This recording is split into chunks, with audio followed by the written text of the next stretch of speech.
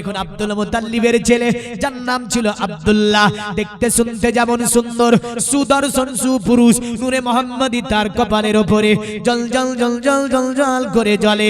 আব্দুল্লাহ চরিত্র ছিল অতি উত্তম।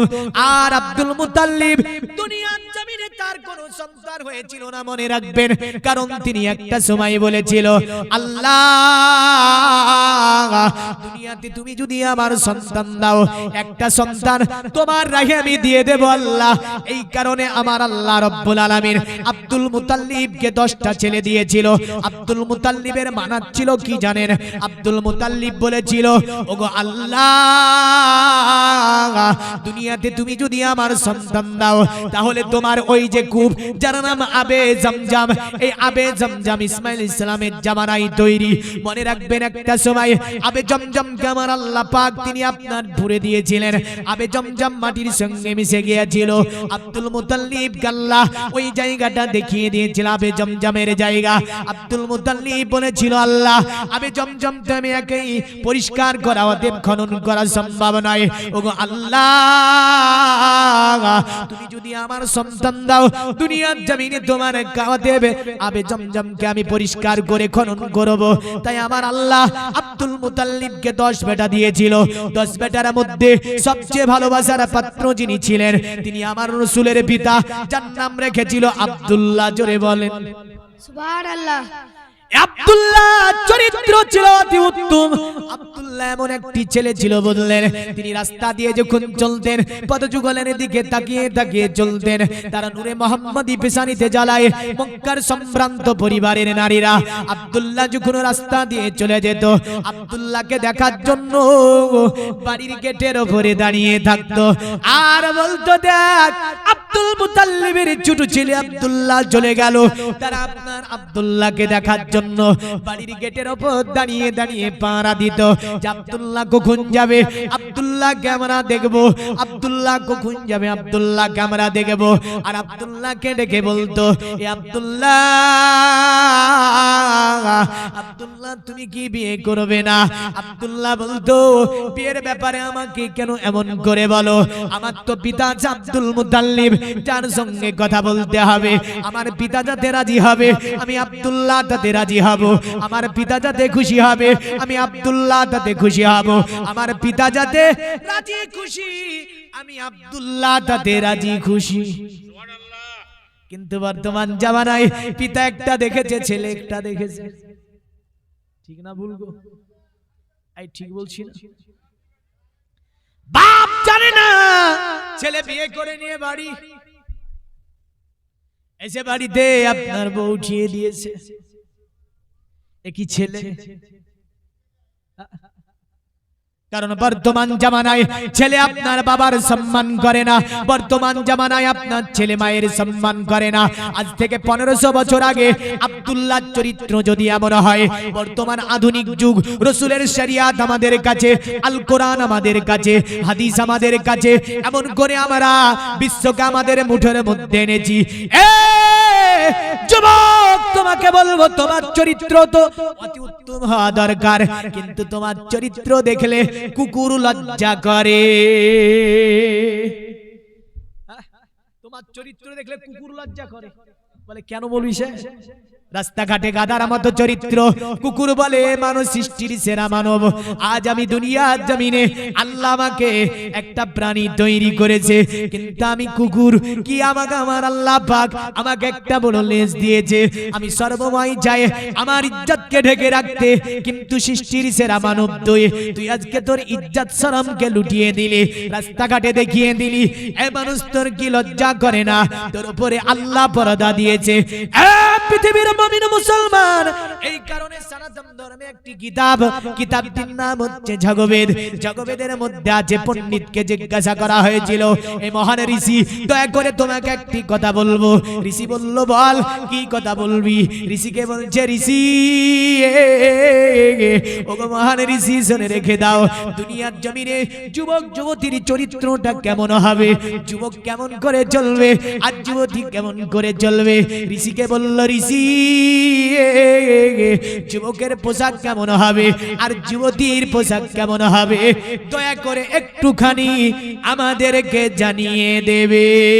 আল্লাহ হুম্মা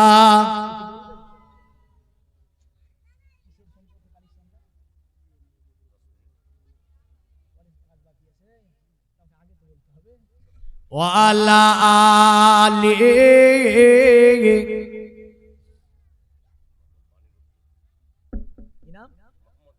সুবহানাল্লাহ, নারায়ে তাকবীর।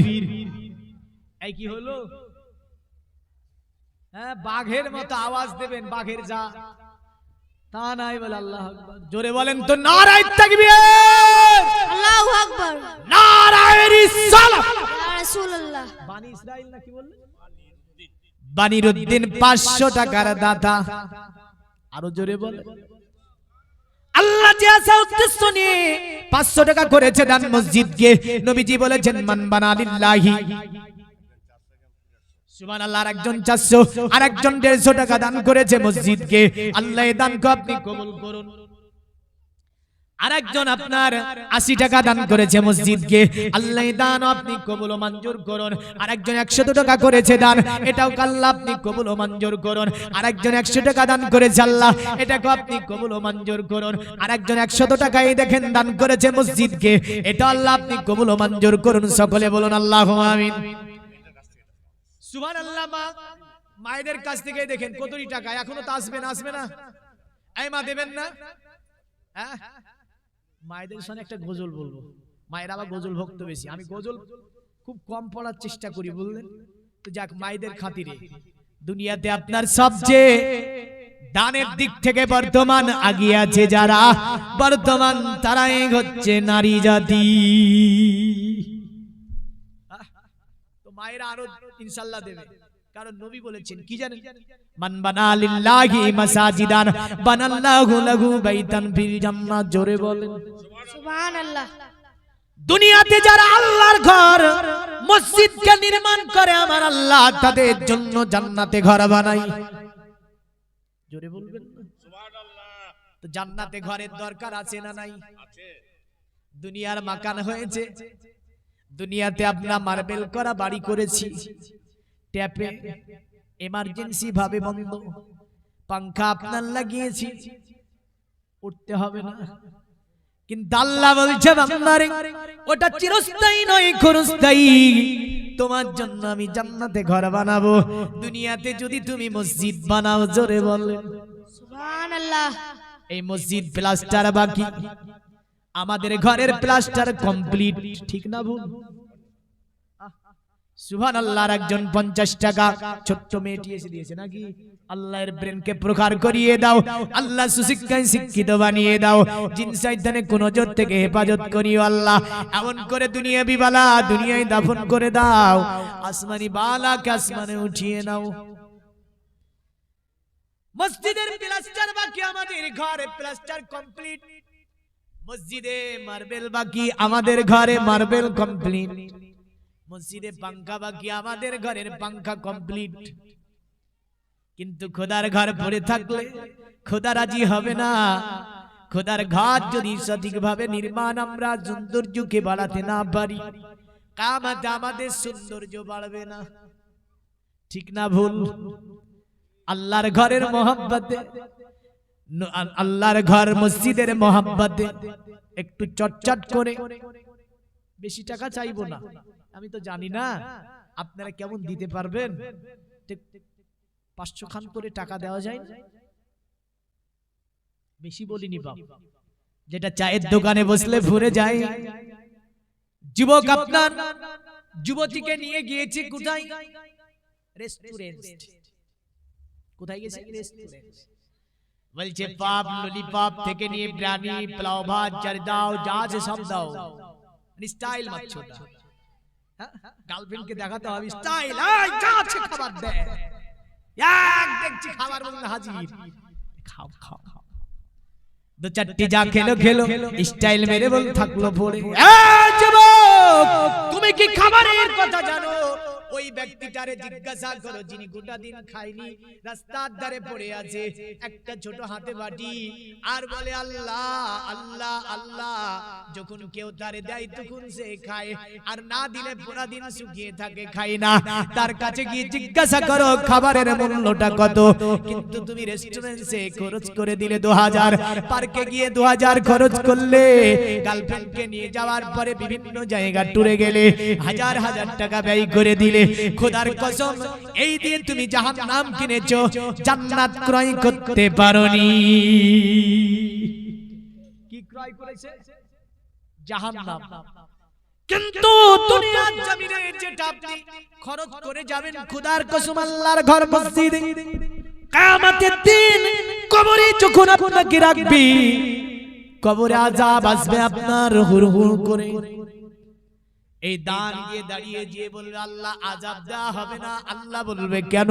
বলে দুনিয়াতে তোমার বান্দা আমি মসজিদ আমাকে বানিয়েছিল বড় কষ্ট করা টাকা দিয়ে, সঙ্গে সঙ্গে আমার আল্লাহ এর আরজিকে কবুল করে কবরে আযাবকে আমার আল্লাহ মাফ করে দেবে। 500 খান করে টাকা দেওয়া যায় না? যাবে না? ভাবছেন নিয়ে আসি, মৌলভী সাহেব চাইছে, থাকলে দিয়ে লিখিয়ে দেবেন, এখানে খাতা আছে। আর উসমানে গনির মতো যদি হন তাহলে তো এসে বলেই দেবেন, মানে উসমানে গনির দান ছিল, ও দান আমরা করতে পারবো না। না পারবো? সাহাবী মন মানসিকতা উদারতা আমাদের মধ্যে আছে? আর আমাদের মধ্যে আর নাই। তো 500 টাকা দেওয়ার মালিক কেউ নাই বাপ, কোন যুবকও পারবে না। সুবহানাল্লাহ। মায়েদের তরফেও নাই 500 খান করে টাকা দেওয়া, লিখিয়ে দেবেন। আমি বলবো না এর টাকা দেন ওর টাকা দেন, ও বলবি আমি নয়। অনেকে বলে না লক্ষ্মীর ভান্ডার দেন, আমি ওগুলা চাই। হ্যাঁ, তো যাই হোক 500 টাকা করে টাকা দিতে পারবে না? সুবহানাল্লাহ। 100 টাকা তামিজুদ্দিন নামে পাঠিয়েছে, দান দান কবুল করুন সকলে বলুন। এই জোরে বলুন না আল্লাহুম্মা আমিন। জীবনী নিয়ে যাবো আর একটু সামনে, যেখানে রেখে দেবো বলে দেবো এখানে রাখলাম, আগামী কাল থেকে এখান থেকে হবে। মুসলমান একটুখানি সামনে ওয়াজকে বাড়াবো, তবে আপনার কাছে 500 খান করে টাকা চেয়েছি আমি। দুনিয়ার জমিনে রাসূলুল্লাহ বলেছেন দান করলে মাল ফুরায় না, দান করলে মাল বেড়ে যায়। জোরে বলেন সুবহানাল্লাহ। আর আল্লাহ একটা শয়তান নফস আছে বললেন, এই নফসটার নাম কি জানেন? নফসটার নাম হচ্ছে নফসে আম্মারা। কি নাম বললাম? এর মধ্যে শয়তান একটা নফস আছে বললেন, এই নফসটার নাম নফসে আম্মারা। নফসে আম্মারা বলে বান্দা 500 টাকা দিস না, 500 টাকা কমে যাবে।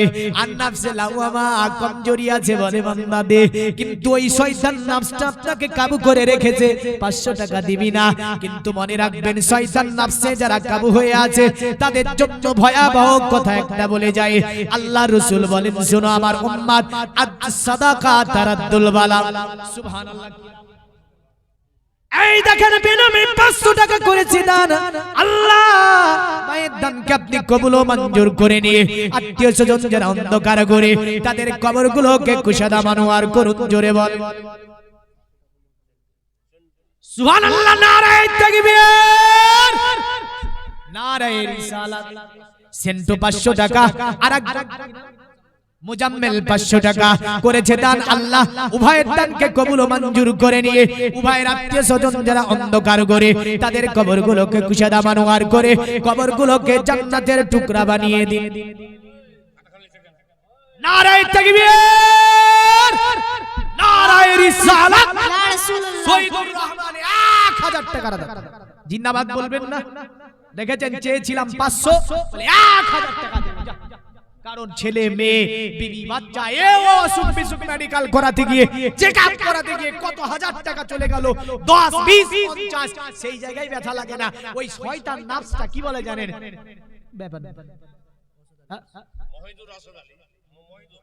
সুবহানাল্লাহ। মহিদুর 500 টাকা 1000 টাকা দিয়েছে।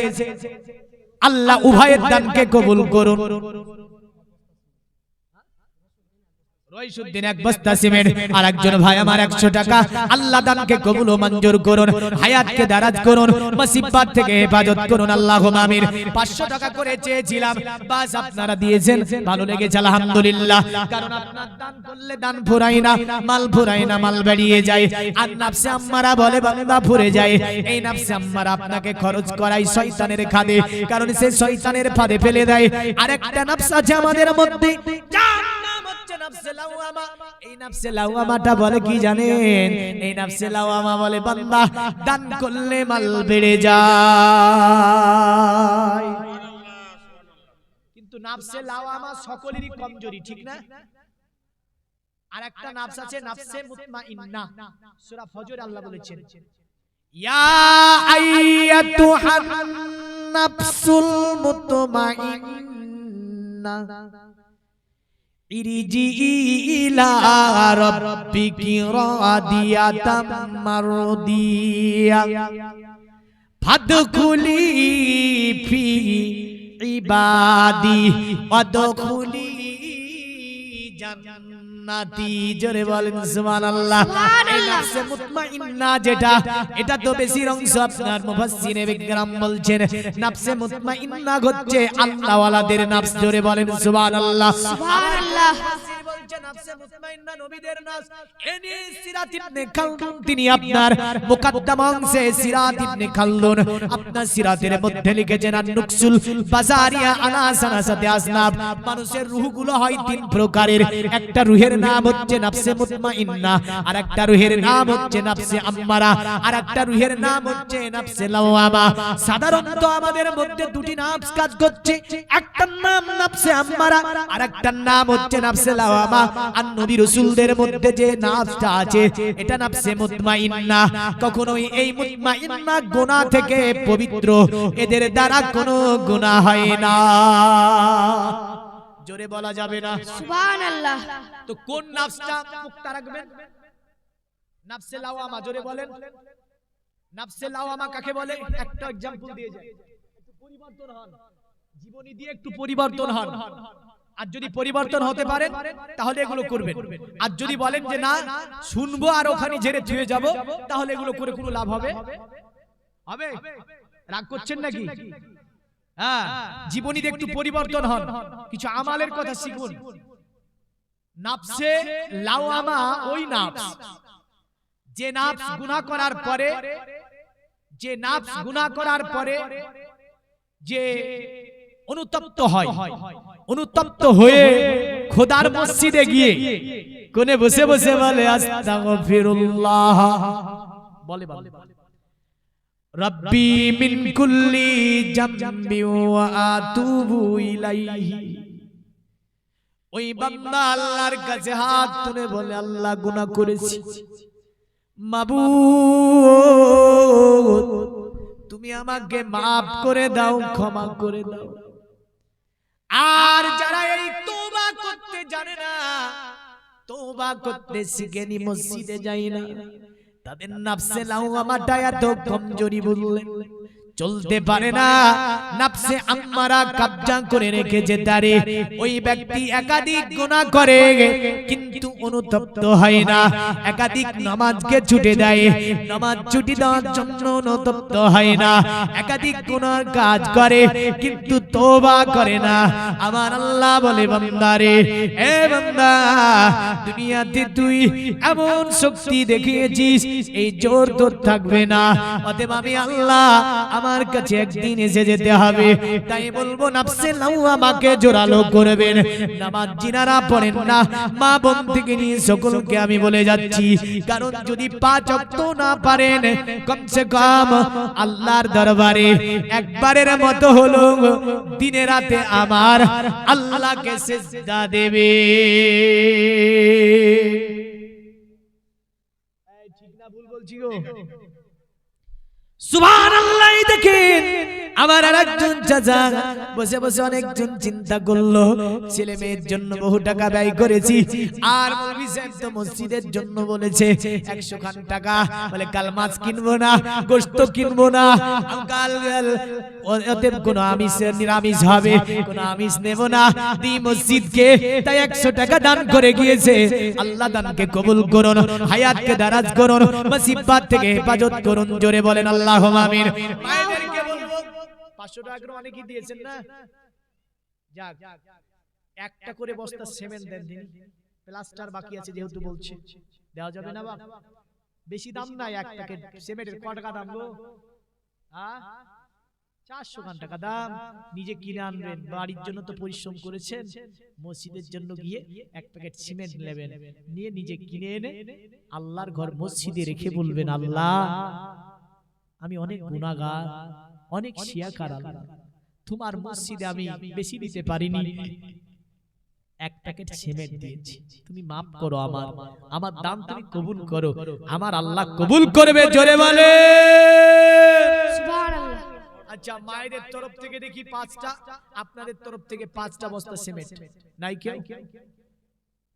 এক প্যাকেট করে 5 জন দেন, 5 জন, একজন যদি মনে করেন যে 5 প্যাকেট আমার দ্বারা অসম্ভব হবে, এক প্যাকেট করে দেন।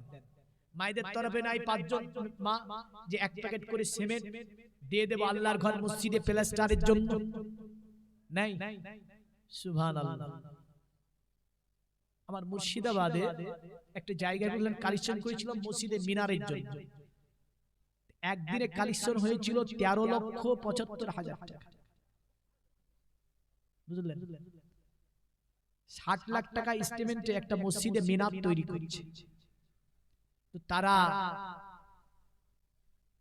মসজিদের ভালোবাসা, মসজিদের প্রেম, মা এমন করে পুরুষ মহিলা সকলের মধ্যে থাকা দরকার আছে না নাই? একটা করে বস্তা সিমেন্ট দেওয়া যায় না? কেউ নাই?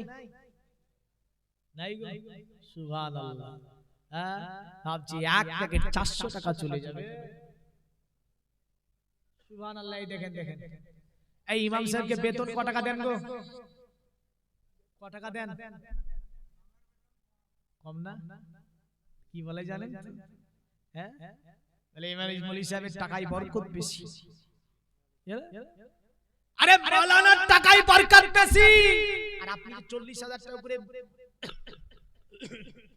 মাসে তানখা পান, 1 লক্ষ টাকা করে আপনি ইনকাম করেন, আর ওর জি বলে যদি বেতন বাড়াতে বলে না, তাহলে না বেতন বাড়ানো যাবে না, ওদের টাকা বরকত বেশি। তো মৌলভী সাহেবের টাকাটা আপনি 1 মাস নেবেন, আর আপনার 1 মাসের টাকাটা মৌলভী সাহেবকে দেবেন, দেখেন তো বরকত বেশি, এই টাকাটা নিয়ে নেবেন আপনি। সুবহানাল্লাহ। মসজিদের ইমাম সাহেবকে যথেষ্ট সম্মান দেবেন, খোদার কসম বলছি, আল্লাহর কসম খেয়ে বলছি, আপনার বিয়ে পড়াবে, পড়াচ্ছে মৌলভী সাহেব, জানাজায় গিয়ে দাঁড়িয়ে পড়বে আল্লাহুম্মা গফিরলি হাইয়িনা ওয়া মাইয়িতিনা ওয়া শাহিদিনা ওয়া গায়বিনা। মৌলভী সাহেব আপনার বাপের জানাজা পড়ে বড়দিন জিয়ারতে যাবে মৌলভী সাহেব, আর মৌলভী সাহেবের বেতন যদি বাড়াতে বলে তো মাথা খারাপ। ছি ছি ছি, একই সমাজ। দেখেছেন যা বেতন দেন আমি তো শুনিনি, কিন্তু মৌলভী সাহেব বলছে আমি 1 প্যাকেট সিমেন্ট মসজিদকে দেব। আল্লাহ মৌলভী সাহেবের দানকে আপনি কবুল ও মঞ্জুর করে নিয়ে বরকতের মালিক আপনি, অশেষ বরকত দান করুন, সকলে বলুন আল্লাহুম্মা আমিন। সুবহানাল্লাহ। মৌলভী সাহেবের সঙ্গী আর কেউ নাই, 1 প্যাকেট সিমেন্ট দেবে। অনেক টাকা পয়সাওয়ালা মানুষ আছেন আমি জানি, অনেকে বসে আছে, কিন্তু ইবলিস তো আছে। ইবলিস চাই যে জাহান্নামে ঢোকাবো তোরে, এই টাকা দিয়ে জাহান্নামে তোরে ঢোকাবো, কিন্তু আল্লাহ ওয়ালা যারা হবে তাদেরকে ইবলিস মারবে না। তাই বলবো বাপ, আর একজন উঠেন তো দেখি, 1 প্যাকেট সিমেন্ট দেব মসজিদের জন্য, দেখি কে আছে আল্লাহ ওয়ালা, দিনদার, ইমানদার, আশিকান জাকিরান। মায়েদের তরফে 5 প্যাকেট চেয়েছি নাই? সুবহানাল্লাহ। এই দেখেন একজন ভাই এসে, সুবহানাল্লাহ, নারায়ে তাকবীর, নারায়ে রিসালাত। ইয়া রাসূলুল্লাহ। জিয়াউল কারীম মসজিদের সেক্রেটারি সাহেব বলছি, এক বস্তা কেনে চেয়েছে মৌলভী সাহেব, আমি 10 বস্তা সিমেন্ট দিলাম মায়ের মাগফিরাতের জন্য। জোরে বল সুবহানাল্লাহ। আচ্ছা, মায়ের জন্য, মায়ের সুস্থতার জন্য 10 বস্তা সিমেন্ট দিয়েছে। আল্লাহ ভাইয়ের দানকে কবুল করে নিয়ে ভাইয়ের আত্মীয় স্বজন যারা অন্ধকার করে তাদের কবরগুলো কুশাদা করুন।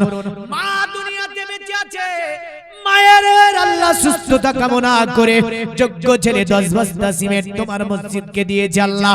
তার মার হায়াতকে আপনি দীর্ঘ করে দিন, অসুখ বিসুখ থেকে হেফাজত করুন আল্লাহ। এমন করে দুনিয়ার জমিনে আল্লাহ সকল প্রকারের মুসিবত থেকে হেফাজত করে ইসলামের ছাদলে শান্তিময় জীবন যাপনের তৌফিক দিন। জোরে বলুন আল্লাহু আমিন। পৃথিবীর মা বোনেরা, এবার তোমাদের জন্য দুটি কথা বলে যাব, কারণ মায়েরা দেখুন বেশি অংশ ফতেমা দিও না, কাদ দিও না। ফতেমা বলে আমি ফতেমা দিও না, সিরিয়ালের কাজা করব না। মানে সিরিয়ালের কাজা আমাদের ঠিকঠাক টাইমে লেগে আছে। আমি ফতেমা দিও না, স্বামী খিদমত জানি না। আমি ফাতেমার দিও না, পর্দা আমি করব না। এই করে ফাতেমা দিও না হওয়া যাবে না, নাকি যাবে?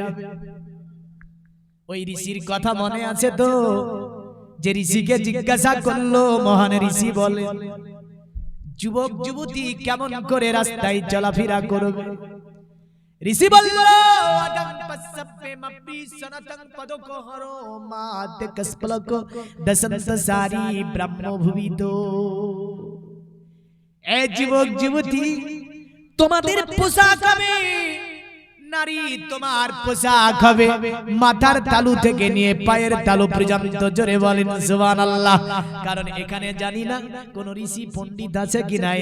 কুচবিহার ডিস্ট্রিক্টে একটা জায়গায় ওয়াজ করেছিলাম, একজন সনাতন পুরোহিত ছিল। আপনার শেষে নেমে এসে আমার এই মন্ত্রের কথা আমাকে ঘরে জিজ্ঞাসা করছে, মৌলভী সাহেব আপনি এমন করে কেন বললেন? আমি বললাম আপনি তাহলে আমারে বুঝিয়ে দেন। নদেন পসবে মব্বি সনাতন পদকো হরো মাতে কসপলক দসন্ত সারি ব্রহ্মভুবিত অর্থটা কি? কারণ ঋষিতে এটাই বলেছে যুবক যুবতী তোমাদের চলা হবে সংযমী। সুবহানাল্লাহ, সুবহানাল্লাহ, নারায়ে তাকবীর, নারায়ে রিসালাত। বেনামে 5 ব্যাগ সিমেন্ট দান করেছে আল্লাহ, যেমন তোমার মসজিদে বেনামে করেছে দান।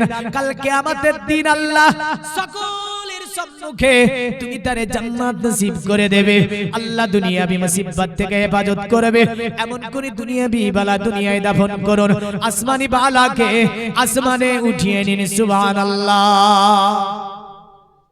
সুবহানাল্লাহ। না বলে এক ব্যাগ সিমেন্ট, জোরে বলেন জিন্দাবাদ বলেন না গো। সুবহানাল্লাহ। ধান আছে আপনার দিকে? নারায়ে তাকবীর। আকবর আলী 1 মণ ধান দিয়েছে। ধান আছে বুঝতে পারছিলাম, যখন আসছিলাম তা আমার গাড়িতে নিয়ে যেছিল, সামনে বলে বিরাট ধানের গাড়ি। তো বুঝতে পারলাম এলাকাতে ধান হয়। 1 মণ ধান দিয়েছে। আল্লাহ তার মালে বরকত দিন, খেতে খামারে বরকত দিন। জোরে বলেন সুবহানাল্লাহ। পৃথিবীর মুমিন মুসলমান পণ্ডিত বলল মাতে কসপলক দসন্ত সারি ব্রহ্মভুবিত। মা তোমার পোশাক হবে মাথার তালু থেকে নিয়ে পায়ের তালু পর্যন্ত। তোমার চলা হবে সংযমী, তোমার চলা হবে ভদ্র, তোমার চলনে থাকবে নম্রতা। কারণ তোমাকে দেখি চেনা যাবে তুমি নারী, কারণ তুমি কখনোই নম্রতা ভদ্রতা বজায় না রেখে চলবে না।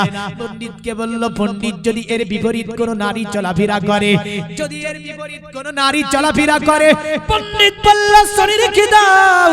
যে নারী ওই সময় যে আপনার কি ওই চঞ্চল হরিণের মতো চলাফেরা করে, চঞ্চল হরিণ গুলো দেখেছেন?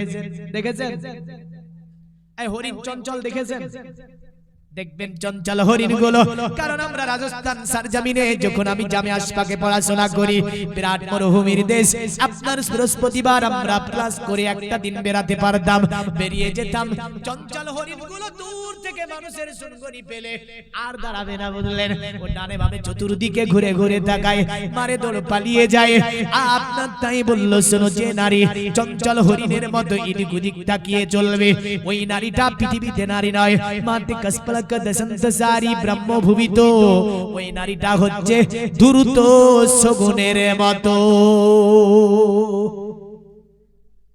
পর্দা কি শুধু মুহাম্মদ বলেছে, পর্দা কি শুধু আল কোরআন বলেছে না, পর্দার কথা বেদে বলা হয়েছে, পর্দা করার কথা বড় বড় ঋষিরা বলে গিয়েছে। নারী, তোমার পর্দা করতে হবে, তোমার সম্মান আল্লাহ দিয়েছে, তোমাকে যে সম্মান মুহাম্মদ দিয়ে গিয়েছে, এমন সম্মান পৃথিবীতে কেউ দিতে পারেনি। তোমাকে সমাজে যে স্থান মুহাম্মদ সাল্লাল্লাহু আলাইহি ওয়াসাল্লাম করিয়ে দিয়েছে, এমন সম্মান পৃথিবীতে কোনো মনোঋষি, জ্যোতিষী, কোনো সাধু, জ্ঞানী, গুণী, বিজ্ঞানীরা দিতে পারেনি। তোমাকে নিয়ে এবার কিছু কথা বলবো যুবক, তো প্রথমে তোমাদেরকে নিয়ে, কারণ আব্দুল্লাহ চলন ছিল নম্র ভদ্র, তিনি যখন রাস্তা দিয়ে চলতেন পদযুগলের দিকে তাকিয়ে তাকিয়ে চলতেন। আব্দুল্লাহ রাসূলের আপনার পিতা, রাসূলের পিতা আপনার যুবক অবস্থায় তিনি রাস্তা দিয়ে চলে যায়, সব সম্ভ্রান্ত পরিবারের সুন্দরী নারীরা আব্দুল্লাহকে ডেকে বলে, এ আব্দুল্লাহ, তুমি কি বিয়ে করবেন? আব্দুল্লাহ বলতো, বিয়ের ব্যাপারে আমি কিছু বলতে পারবো না, আমার পিতারে জানাতে হবে, আমার পিতাকে বলতে হবে। আব্দুল্লাহ এমন করে জীবনটা যেতেছিল।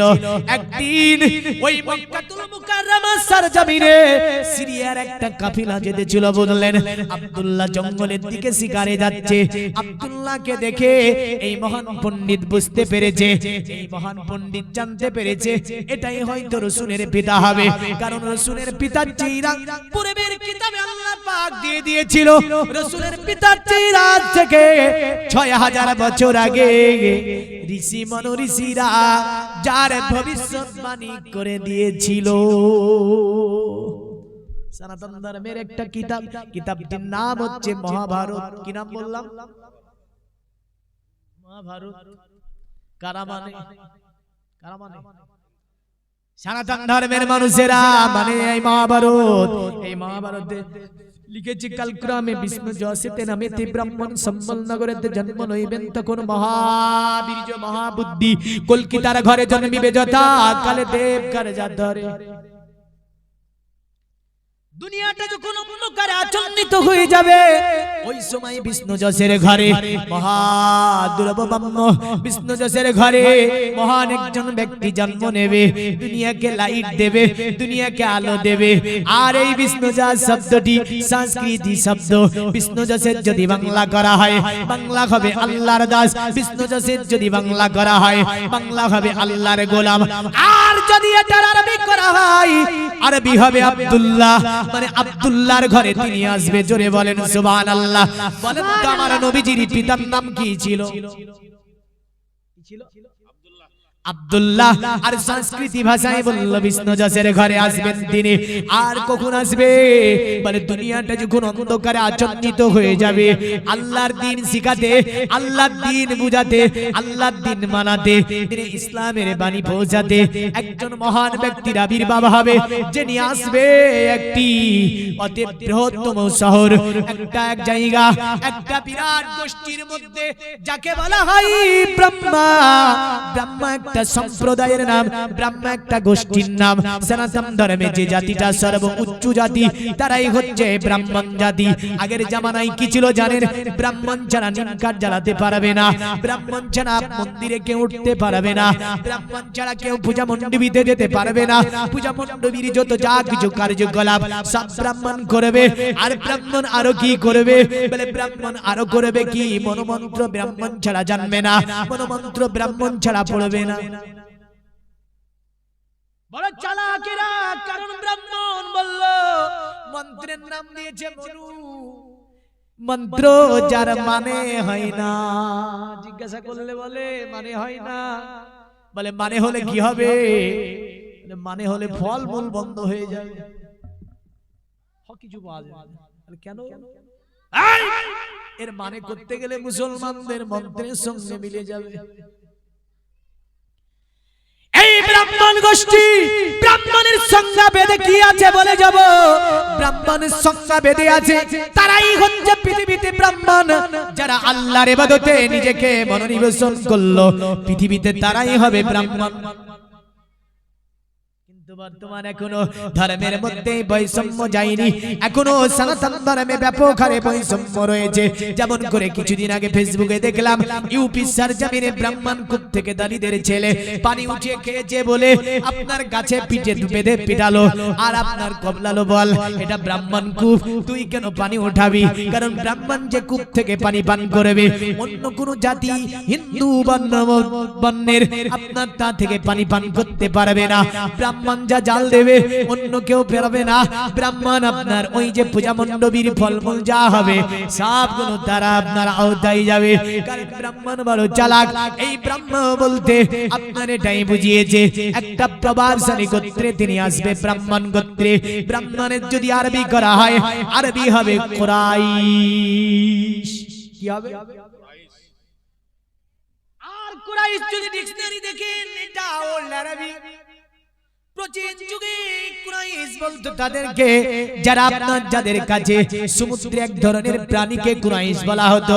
কুরাইশ মানে সমুদ্রের সব প্রাণীগুলি যার কাছে পরাজিত হয়, এমন ভয়াবহ এক প্রাণীকে কুরাইশ বলা হয়। আমার নবী পাকের আপনার গোত্রের নাম হচ্ছে কুরাইশ, মানে পুরা গোত্র আপ্পান গাপ্পান কাহাতান যত গোত্রগুলি আছে মক্কাতে সব গোত্র ভয় করে যে আপনার গোত্রকে দেখে। সেই গোত্রটির নাম হচ্ছে কুরাইশ। পৃথিবীর মনের মুসলমান ওই মহান ঋষি আপনার কি বললো? বলে শোনো, ওই যুবকটাকে একটু আমার কাছে আসতে বলো। আব্দুল্লাহকে আপনার তার সহচরীরা যাবার পরে বলল, এ যুবক একটুখানি আমাদের পণ্ডিতের সঙ্গে দেখা করতে হবে। আব্দুল্লাহ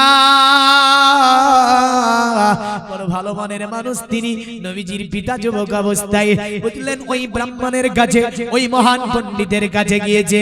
ওই মহান পণ্ডিত দেখছে ইনজিলে যার কথা লেখা সেম যেন মিলে যায়, তাওরাতে যার বর্ণনা পড়েছি সেম যেন মিলে যায়, জবুরে যার বর্ণনা পড়েছি সেম যেন মিলে যায়, বিভিন্ন ঋষি মনীষীর কিতাবে যার বর্ণনা পড়েছি সেম যেন মিলে যায়। বলছে, যুবক তোমার নাম কি? আল্লাহর নবীর পিতা তিনি বলছে, আমার নাম আব্দুল্লাহ। বললে, যুবক তোমার বাড়ি কোথায়? বলে, আমার বাড়ি মক্কায়। বলে, যুবক তোমার বাবার নাম কি? বলে, আব্দুল মুতাল্লিব। সঙ্গে সঙ্গে পার্শ্বে দুইজন বসে কানে কানে বলছে, এটাই নবীর পিতা। বলে, হুজুর একে মেরে দিন, তাহলে নবী আসতে পারবে না। বলল, মারতে পারবি না, কারণ নবীর পিতা যিনি, নবী যে গোত্রে আসবে ওটা একটা প্রভাবশালী গোত্র। যদি একে মেরে দিস মক্কা থেকে বের হতে পারবি না। পুরা মক্কা যে গোষ্ঠীকে দেখে ভয় করে, আর ভাবছিস একে মেরে দিয়ে পালিয়ে যাব সিরিয়া, সম্ভব তো হবে না। কারণ একে মারতে হলে আমাদেরকে একটা আলোচনা করতে হবে। কাফিলা সিরিয়ায় চলে গেল। বিরাট সিরিয়াতে মন্দির, গির্জা, যে গির্জার কথাটি আগামী কাল ইনশাআল্লাহ পুরো বর্ণনার মধ্যে থাকবে। এই গির্জায় একটা বড় মিটিং বসিয়ে দিল আর বলল, শোনো আমি একটা জিনিস দেখে ফেলেছি। বলে, কি জিনিস দেখেছো? বলে, যে নবী আখিরি নবীর কথা তাওরাতে আছে, জবুরে আছে, ইনজিলে আছে, এমন করে আসমানি একাধিক সহিফার মধ্যে বর্ণনা আছে ওই নবী যেন চলে আসবে অতি তাড়াতাড়ি। ওই ঋষিকে বলল, কি করে জানলে? বলে, মক্কাতে একটা ছেলে দেখে এসেছি, যে ছেলেটির চেহারায় নূরে মুহাম্মাদি জ্বলতে দেখেছি। বলল, তাহলে কি করতে হবে? বলে, আখিরি নবীকে আসতে দেওয়া হবে না, আখিরি নবীর বাবাকে মেরে দিতে হবে। যদি আখিরি নবীর বাবাকে মেরে দিতে পারো, আখিরি নবী আর দুনিয়াতে আসতে পারবে না। বলল, তাই নাকি? বলে, হ্যাঁ, আখিরি নবীকে যদি মেরে দিতে পারো, আখিরি নবী আর দুনিয়া আসতে, মানে আখিরি নবীর পিতাকে মেরে দিতে পারলে আখিরি নবী আর দুনিয়াতে আসতে পারবে না। তারা বলল, কি করতে হবে? তারা দল গঠন করলো। বললেন, দল গঠন করে বলল, এইরকম চেহারা যুবকটা দেখলে দেখলেই চিনতে পারবে এটা হবে আখিরি নবীর পিতা, কারণ তার কপালের উপরে জল জল জল জল করে নূরে মুহাম্মাদি জ্বলবে, দেখলেই চিনতে পারবে। এরা ছিল ইহুদি, সিরিয়া থেকে দল গঠন করলো মক্কার চতুর্দিকে আপনার জঙ্গলের মধ্যে। তারা ওই আব্দুল্লাহকে মারার জন্য পাহারাদারি শুরু করে দিল, কারণ তার আব্দুল্লাহকে যে কোনো ভাবে মেরে দেবে। আল্লাহ হুম্মা সাল্লাল্লাহু سيدنا مولانا محمد ওয়ালা আলে سيدنا وعلى آل سيدنا مولانا আরে জমি আসমান জোরে জোরে জোরে, কারণ আমার মানসিক অবস্থা বুঝলেন, আমার যত শ্রোতা পাই তত ভালো লাগে, শ্রোতা না পেলে আমার ভালো লাগে না। হ্যাঁ, আপনাদের যা মনোযোগ, আমার মনোযোগ শেষ। আরে জমি আসমান তোমারি তরে হলো দো জাহান তোমারি তরে,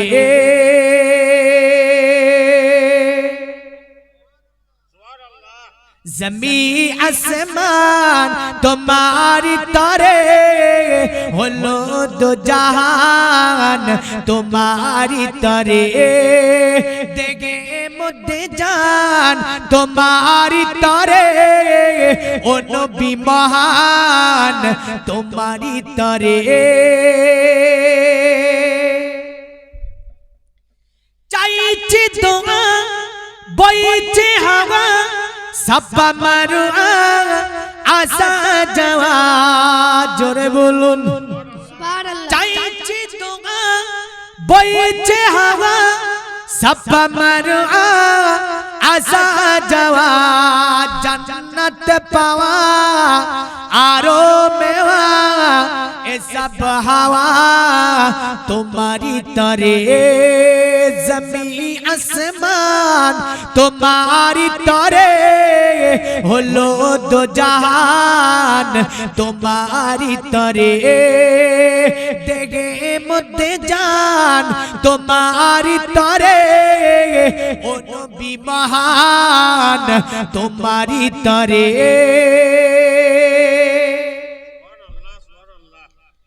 আকাশ তারা জ্বলছে সারা তোমারি সারা চাঁদ পারা পারা, জোরে বলুন سبحان الله এনি আমার সোশ্যাল মিডিয়াতে একটা আচার আছে দেখবেন, চাঁদ এবং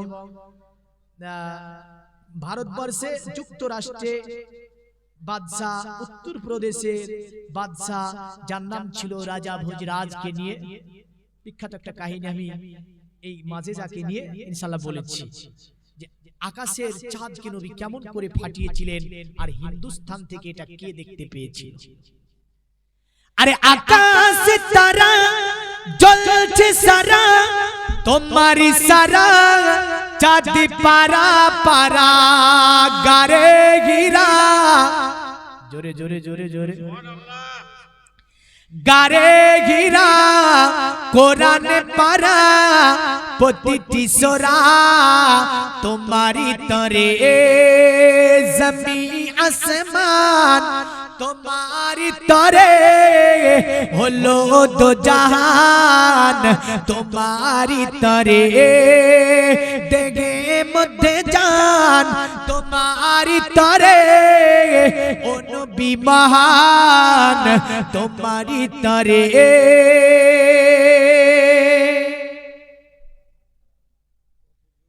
আরে সে মেরাত তুমি জানো রাত সাফাত তাজ এসব তোমারি যে কাজ, আরে সে মেরাত তুমি জানো রাত সাফাত তাজ এসব তোমারি যে কাজ, রে নানাজ এ বান্দা নাজ মুমিনে আওয়াজ তোমারি তরে, জমি আসমান তোমারি তরে হলো দো জাহান, তোমারি তরে দেগে মধ্যে জান, তোমারি তরে ও নবী মহান, তোমারি তরে আল্লাহুম্মা সাল্লি আলা সাইয়্যিদিনা মাওলানা মুহাম্মদ ওয়া আলা আলি সাইয়্যিদিনা মাওলানা মুহাম্মদ। পৃথিবীর মুমিন মুসলমান তারা সিরিয়া থেকে দল পাঠালো মক্কায়। তফিজুল নারায়ে তাকবীর, আল্লাহু আকবার, নারায়ে রিসালাত, ইয়া রাসূলুল্লাহ, মাসলাকে আলা হযরত, জিন্দাবাদ, দ্বীন ইসলাম। জিন্দাবাদ। তফিজুল এক মুন আদমুন গো দেখেছেন, আদমু মানে 20 কেজি নাকি? যাক পালি তো গিয়েছে, আর কি বলবো, আদমুন দান দিয়েছে, আল্লাহ দান কবুল করে। সকলে বলুন এই জোরে বলুন আল্লাহুম্মা আমিন। আল্লাহুম্মা আমিন। আপনার ধান নাই গো এখানে, যারা নাই নাই নাকি? স্বামীর জিনিস স্ত্রী চুরি করে দান করতে পারে কিনা? যাক স্ত্রী করেছে তো, তো স্বামীর জিনিস স্ত্রী চুরি করে দান করতে পারে না? পারে কি পারে না? কারণ জুবাইদা হারুন আর রশিদকে না বলে দান করেছিল, যার বিনিময়ে সে জান্নাত পেয়েছিল। জোরে বলেন সুবহানাল্লাহ। সুবহানাল্লাহ। এখানে নারীরা অনেকে আছে ধান বেড়ে থুবে স্বামীর, আর দিয়ে দেন না মসজিদকে একদম। হ্যাঁ না মারবে গো, মারবে না। মুসলিমের হাদিস, রাসূলুল্লাহ বললেন এ পুরুষ, বা বিদায় হজ্জের যে আল বিদা খিতবার মধ্যে রাসূলুল্লাহ বলেছিলেন 632 খ্রিস্টাব্দের খুতবা, যেটা মক্কাতে ছিল রাসূলুল্লাহ, যারা কলেজে পড়াশোনা করেছে, গৌড় ইউনিভার্সিটি ইত্যাদিতে, আপনাদের মালদাতে আমি পড়াশোনা করেছি বললেন, কারণ আমি মৌলানা পাস করেছি ইউপি থেকে, তার আগে ছিলাম রাজস্থান, তারপর আপনাদের গৌড় ইউনিভার্সিটির যে শাখা সাউথ মালদা কলেজ, তার আগে ছিলাম আমি উচ্চ মাধ্যমিক দিলাম ওই আমার মুর্শিদাবাদ থেকে, তারপর আপনাদের মালদাতে এসে গেলাম। এই গৌড় ইউনিভার্সিটিতে একবার আমার সেন্টার পড়েছি, তারপরে যেখানে বিশ্ব মালদা পোপার কলেজে 2 বার সেন্টার পড়েছি। তো যাই হোক, আমি বলতে চাই এটাই যে রাসূল আকরাম সাল্লাল্লাহু আলাইহি ওয়াসাল্লাম তিনি বলেন হজ্জে বিদাতে, এ পুরুষ, সকলে তাকাচ্ছে নবীর দিকে, নবী বললেন নারীদেরকে মারিও না। জোরে বলেন সুবহানাল্লাহ। একজন সাহাবা দাঁড়িয়ে বলল ইয়া রাসূলুল্লাহ, আমার স্ত্রী যদি এমন কোনো ভুল করে তারে মারতে পারবো কিনা? নবী বললেন তোমার স্ত্রী যদি 100টা কাজ করে 99টা ভুল করে, সেগুলো যদি মাপযোগ্য হয়, একটা যদি ঠিক কাজ করে একটা ঠিকের উপরে 99টা ভুলকে মাপ করে দাও। এই নারী তোমার জন্যই বললাম। সাহাবী বলছে ইয়া রাসূলুল্লাহ, এমন ভুল করেছে আমার স্ত্রী, যারে মারতে পারবো কিনা? নবী বললেন নারীকে মারিও না, সে অবলা জাতি। আবার বলছে ইয়া রাসূলুল্লাহ, আমার স্ত্রী এমন ভুল করেছে, তারে মারতে পারবো কিনা?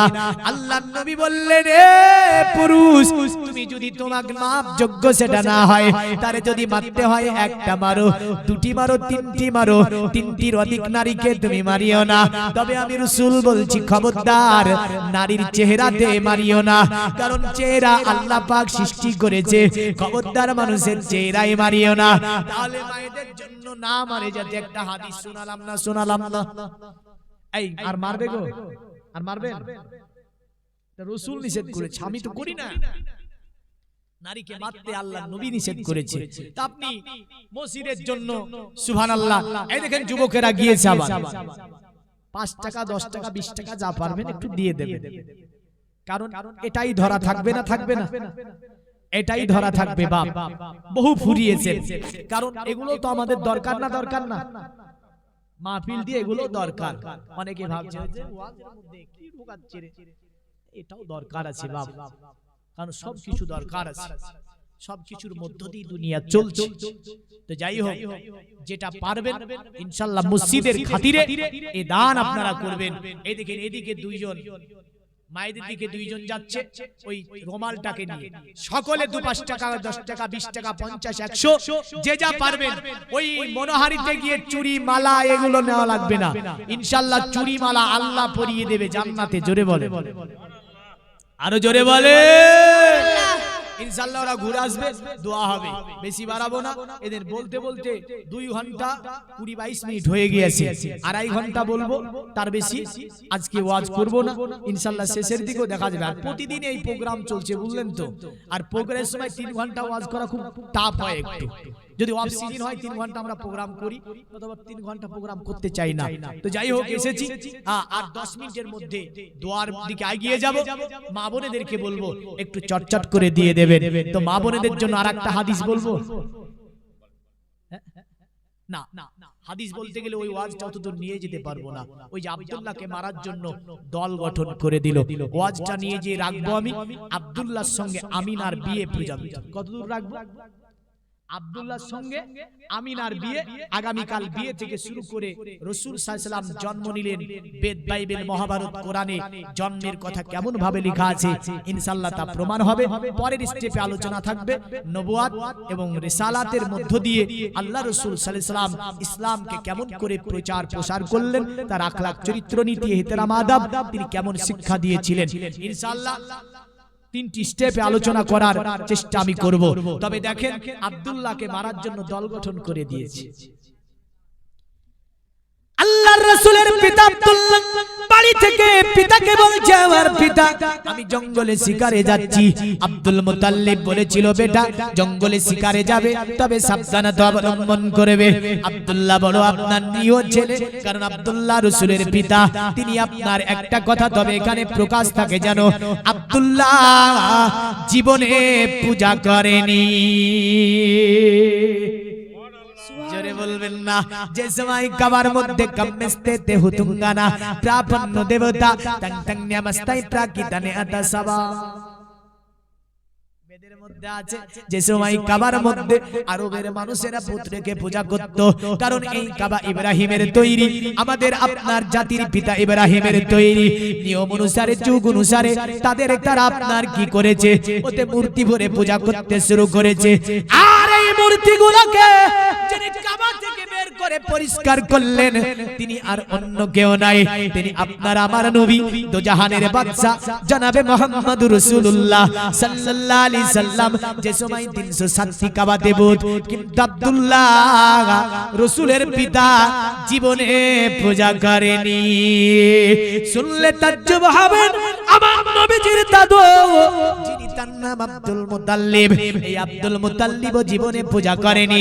যে সময় তারে বলা হতো মুস্তাফাজুদ্দাওয়া, আব্দুল মুতাল্লিব ছিল মুস্তাফাজুদ্দাওয়া, তার সব দোয়াকে আমার আল্লাহ কবুল করত। জোরে বলুন সুবহানাল্লাহ। এ দুনিয়ার মুমিন মুসলমান, তাই আপনাকে আমি বলতে চাই, আল্লাহর রাসূল সাল্লাল্লাহু আলাইহি ওয়াসাল্লাম তিনার পিতা আপনার আব্দুল মুতাল্লিব, তিনার পিতা আব্দুল্লাহ, তিনি কি করলেন, তিনি আপনার যাবেন কোথায়, জঙ্গলে শিকারে। আল্লাহর রাসূলের পিতা জঙ্গলে শিকারের দিকে আপনার বেরিয়ে গেলেন। তিনি ওই যে জঙ্গলে যাবার পরে তিনি শিকারের জন্য আপনার গিয়েছেন। আর ওইদিকে ওই যে আপনার কি, ওইদিকে আপনার সিরিয়ার ওই দলের মানুষেরা তারা পাহারা দিতে আছে, আব্দুল্লাহকে মেরে দেবে, আব্দুল্লাহকে শহীদ করে দেবে। কিন্তু আব্দুল্লাহ এ তো আপনার জানে না যে আমাকে তারা আপনার শহীদ করবে। দৌড় দিয়ে একটা দুশ্চির দল আব্দুল্লাহ থেকে দৌড়ে যখনই আসতেছিল, আমার আল্লাহ জিবরিলকে বলে, জিবরিল অতএব আব্দুল্লাহর পেছানিতে নূরে মুহাম্মাদি রয়েছে, এ জিবরিল আব্দুল্লাহর পশমের ক্ষতি যাতে না হয়।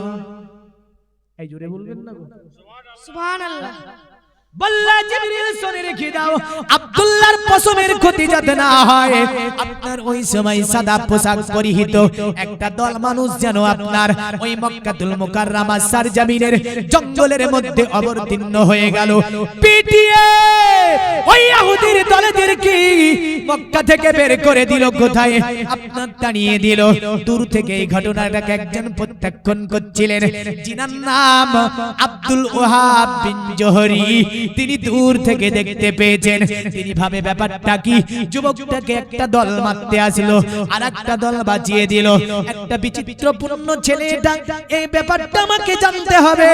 দৌড় দিয়ে আব্দুল ওয়াহাব বিন জোহরি চলে গেল কোথায় জানেন?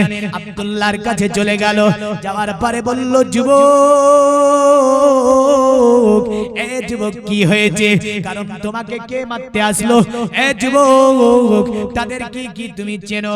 আব্দুল্লাহ বলল, শুনুন, এরা কে? এদের ব্যাপারটা আমি জানি না, কারণ এরা কে, কেন বা মারতে আসলো আমাকে আমি বলতে পারবো না। আব্দুল্লাহ বলে, তাজ্জুব ব্যাপার যে তোমাদেরকে বাঁচালো, একদল বাঁচালো, একদল তোমাকে মারতে আসলো, তাদের তুমি চিনো না? বলে, না আমি চিনি না। কে আমাকে বাঁচিয়েছে তাদেরও চিনি না, যে দল আমাকে মারতে এসেছিল তাদেরকে আমি চিনি না। আব্দুল ওয়াহাব বিন জোহরি তাজ্জুব হলেন। যুবকটা দেখতে বড় সুন্দর, কথার মধ্যে নম্রতা ভদ্রতা আছে। তাই আব্দুল ওয়াহাব বিন জোহরি তিনি বলছে, আচ্ছা তোমার বাড়ি কোথায়? বলে, আমার বাড়ি মক্কায়। বলে, তোমার বাবার নাম কি?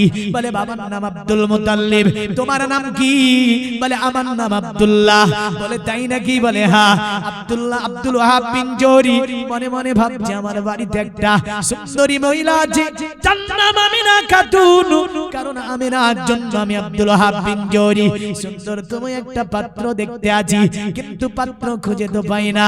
আমি আব্দুল ওয়াহাব বিন জোহরি এই ছেলেটার নম্রতা ভদ্রতা দেখে বড় পছন্দ হয়েছে।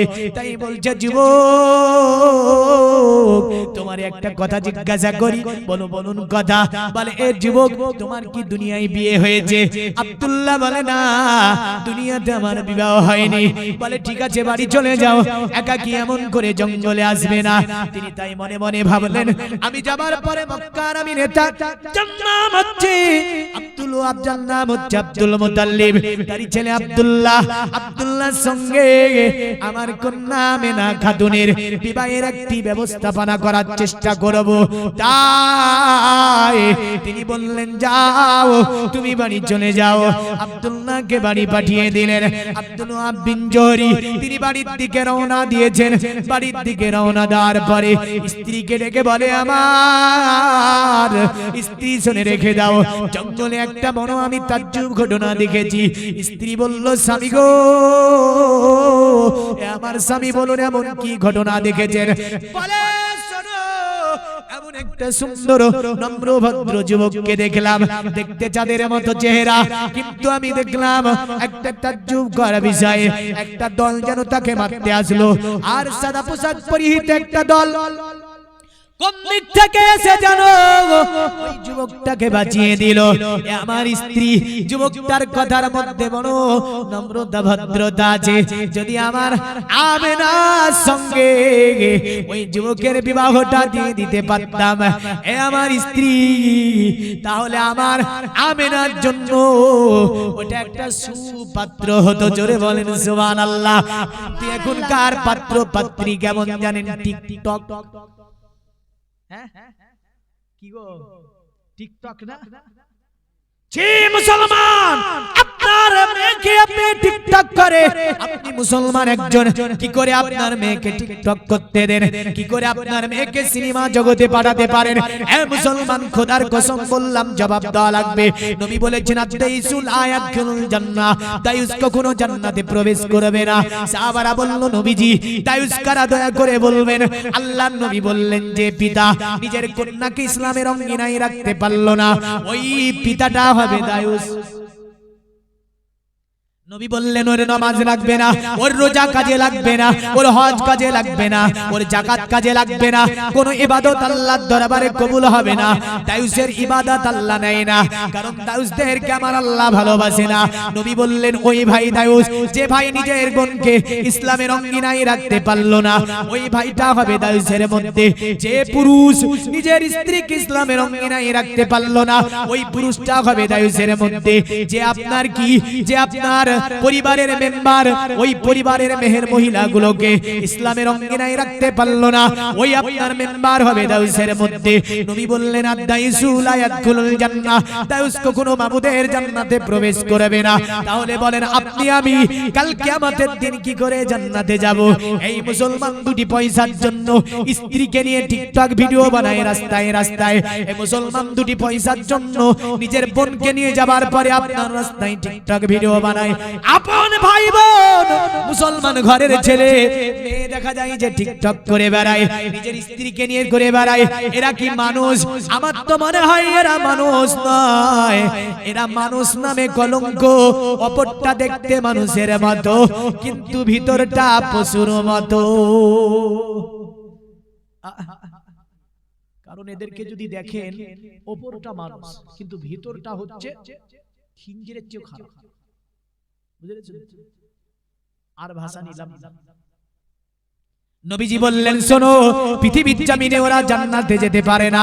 তাই বলবো, পিতা হয়ে নিজের কন্যাকে ইসলামের অঙ্গিনায় রাখবেন, স্বামী হয়ে স্ত্রীকে ইসলামের অঙ্গিনায় রাখবেন, বড় ভাই হয়েছেন আপনি বাড়ির আপনার বোনদেরকে ইসলামের অঙ্গিনায় রাখবেন। আপনি শ্বশুর হয়েছেন, পুত্রবধূকে আপনি ইসলামের অঙ্গিনায় রাখার চেষ্টা করবেন।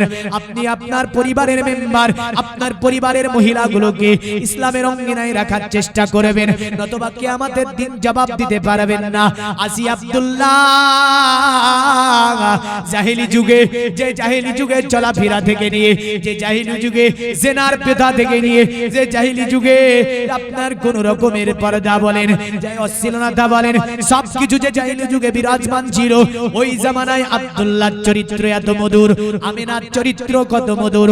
আমিনাতু সাদিয়া তিনিও জীবনে কোন জায়গাতে পূজার সম্মুখে মাথা নত করেননি, রাসূলের মাও জীবনে পূজা করেনি। আরো জোরে বলবেন না সুবহানাল্লাহ। নবীজির মাও জীবনে পূজা করেনি।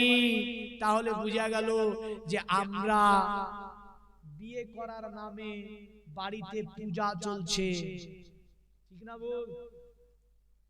কেন জানেন? সিরিয়াল দেখেছে, আর সিরিয়াল দেখে বলছে এইভাবে আমার মেয়েটার বিয়ে দেব। এ মুসলমান, তোর মুখে ঝাঁটার বাড়ি, কারণ তুই অন্য পথা টেনে এনেছিস। রাসূল বলেছেন আদাইসু, আর নবী বলেছেন মান তাসাব্বা বিকওমিহি ফামিনহুম, যে জাতির সঙ্গে তুমি উঠা বসা, খাওয়া দাওয়া, লেনদেন, আখলাক, চরিত্র, পোশাক আশাককে মিলিয়ে চলবে। নবীজি বললেন কাল কিয়ামতের দিন ওই জাতির সঙ্গে তোমার হাসর হবে। আমাদের দিকে আপনার শুরু হয়েছে ওই যে আপনার কি দেখে সিরিয়াল দেখে, হলুদ পরে কাপড় পরে একটা করে আপনার নাই কলসি, যুবক যুবতীদেরকে সাজিয়ে দেয়, একটা করে কাকাই কলসি নিয়ে মা গঙ্গার কাছে পাঠায়। এই মা গঙ্গা কার তোর? কার? যাদের 300 কোটি মাবুদ, ওরা যায় গঙ্গার কাছে, ওরা যায় পার্বতীর কাছে, ওরা যায় ভগবতীর কাছে, ওরা যায় বিষ্ণুর কাছে, ওরা যায় কৃষ্ণার কাছে, ওরা যায় ষষ্ঠীর কাছে, ওরা যায় লাতের কাছে, বালার কাছে, বাক্কার কাছে, হানাতের কাছে, মানাতের কাছে, সালাতের কাছে। আপনার আমার মাবুদ দেখো আল্লাহ, জোরে বল সুবহানাল্লাহ। আল্লাহ।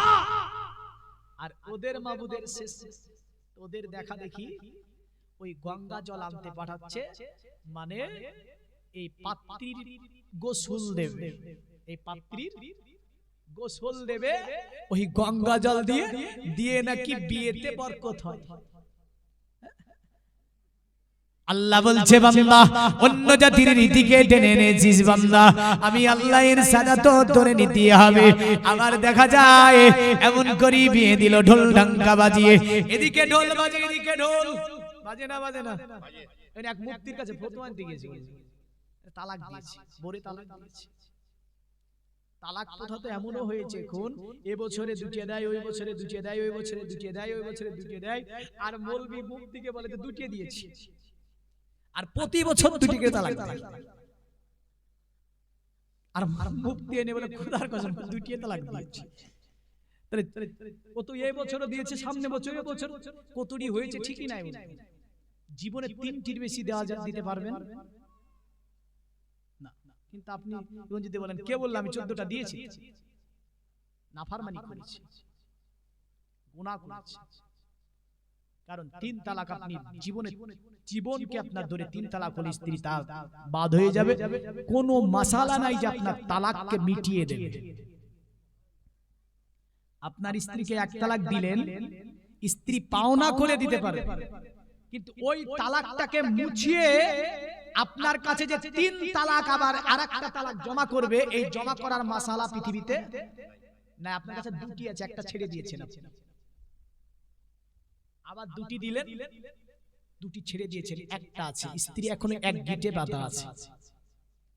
যেদিন দেবেন আপনি ওই 2 তালাক থাকবে, একদিন চলে গেল। কারণ এ ফিরিয়ে আবার গিরে দেওয়া যায় না, 3 গিরা দেওয়া আছে। আপনাকে গিরা খুলে দেবেন, আবার যে 3টি গিরা আপনাকে ডবল করে দিয়ে আপনাকে জমা করা হবে তা হবে না। 3টি গিরে জীবন আপনি খুলে দিলে স্ত্রী চলে যাবে, সে যেদিনই খুলেন আপনি মনে রাখবেন খবরদার। কিন্তু এখন তো এমনও পুরুষের রাগ উঠলেই 1 তালাক দেয়, এমন অনেক পরিবার আমরা দেখতে পাচ্ছি। আল্লাহ হেফাজত করে আমার পরিবারকে, সকলে বলুন আল্লাহু আমিন। গান বাজিয়ে বললেন তো মাসালা আনতে গেছে হুজুরের কাছে, হুজুর বলছে কয় তালাক দিয়েছো? হুজুর আমার স্ত্রীকে 2 তালাক দিয়েছি। তো পাশ থেকে লোক একজন বলছে হুজুর গত বছরও 2 তালাক দিয়েছি, তাই নাকি? বলে তোমাদের বিয়ে হয়েছিল কি রে, শোনাও তো। পুরো কেসাটা শুনে বলছে ও বাড়ি লিয়ে যে খাও গা তোমরা, তালাক কি হবে, বিয়েই তো হয়নি তোমাদের। মৌলভী সাহেব বলছে তালাক কি হবে, বিয়েই হয়নি, যাও বাড়ি, যত পারো তালাক দাও নিয়ে খাও। কেন? মানে বিয়ে হয়েছে এই বাড়ি রাস্তারই পারে পারে। তো ওরা যেমন ডিজের সাউন্ড বেড়ায়, এরাও তেমন ডিজের সাউন্ড বেড়ায়। 2 বাড়িতে পাল্লা দিয়ে গা। তো আপনার মুফতি সাহেব বলছে যে তোমাদের বিয়েই তো হয়, তালাক কি দেবে, যাও বাড়ি যাও। এমন মুসলমানদের মধ্যে প্রথা চালু হয়ে গিয়েছে, আমার লাইফ অনেক পেয়েছি। বিয়ে পড়াতে গিয়ে ঘুরে এসেছি, শেষ পর্যন্ত বলে মুড়ি সাহেব আসে না কেন? আমি যেখানে আমার মুর্শিদাবাদে গেলেই যাই, মুর্শিদাবাদ ডমকুল থানার মধ্যে 1700-1800 ঘরের একটা মসজিদ আছে। 1800 নয়, ফর্ম ছেড়ে মৌলভী সিলেট হয়েছিল, ফর্ম ছেড়ে 6 মাস ধরে মৌলভী টেস্টই চলেছিল। ইনশাআল্লাহ আপনাদের দোয়া, ওখানে আমি জুম্মা নামাজ পড়াই। ওই জায়গাতে আমি 2 থেকে 3 খানা বিয়ে পড়াতে ঘুরে এসেছিলাম, যে তোর বিয়ে পড়াবো না যা। মৌলভী সাহেব ঘুরে গেল কোন, বলে গান বাজানোর জন্য ডাকতে চলে গেছি। বলে প্রথমে ডিজে বন্ধ করো, তারপরে আমি যাবো না। তুমি যাবো না, গান বাজালে সে বিয়ে আমি পড়াবো না। আমাদের তো দরকার যে বিয়েতে ছেলে দেলমোহর নিচ্ছে। কে দেলমোহর নিচ্ছে? এখন দেলমোহর কে নিচ্ছে? আপনার দিকে ছেলে নাই না মেয়ে নাই? আমার মুর্শিদাবাদে আবার ছেলেরা নাই, কিন্তু কোরআন বলছে মেয়েদেরকে দেলমোহর দাও, রাসূলের হাদিসও বলছে মেয়েদেরকে দেলমোহর দাও। কিন্তু এখন ছেলেরা মহল নিচ্ছে, বলছে হাই রে, মেয়ের বাবাকে গিয়ে বলছে 5 লাখ টাকা লাগবে, পাঠা পোষা আছে।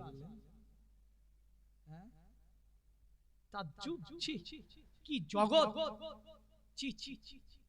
লজ্জা করা দরকার যে ছেলের বিয়ে দেবে বলে 5 লাখ টাকা লাগবে।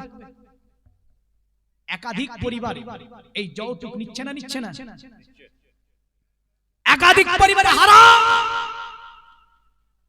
ছেলে মেয়ে এমন করে ওই পরিবারটাই হারামে জর্জরিত হবে যে ডিমান্ড করে যৌতুক নিয়ে বিয়ে করেছে। পুরো ঋণ পরিশোধ করতে হবে। জীবনী দিয়েছেন, পরিবর্তন হবেন না। তাই বলবো শরিয়াতকে মালুম, খবরদার, রিজিকের মালিক আল্লাহ। এই যুবক, বিয়ে করে খবরদার ঋণ নেবে না। জেনে রাখো, ঋণ নিলে তা পরিশোধ করা লাগে। তুমি মেয়েকে দাও, রাসূল বলেছেন মেয়েকে দিলমোহর মোহর পরিশোধ করে বিয়ে করো। আর খবরদার যৌতুকের কাছে যেও না। আল্লাহ পাক আমাদের হেফাজত করে, সকলে বলুন আল্লাহুম্মা আমিন। আগামী কাল ইনশাআল্লাহ জাহেলি যুগের প্রথা অনুযায়ী বর্তমান প্রথা বিয়ে, এখান থেকে ওয়াজটা আগিয়ে দেব। মহান রব্বুল আলামিন আপনাকে আমাকে সকলকে রাসূলের ভালোবাসা, নবীজির প্রেম, নবীজির মহব্বত নিয়ে 5 ওয়াক্ত নামাজ পড়ার তৌফিক দেয়। জোরে বলুন তো, আরো জোরে বলুন আল্লাহুম্মা আমিন। আখিরি দাওয়ানা আনিল হামদুলিল্লাহি রাব্বিল আলামিন। বলার মধ্যে ভুল ত্রুটি মার্জনীয়। আসসালামু আলাইকুম ওয়া রাহমাতুল্লাহি ওয়া বারাকাতুহু। নবীকে সালাম ইয়া নবী।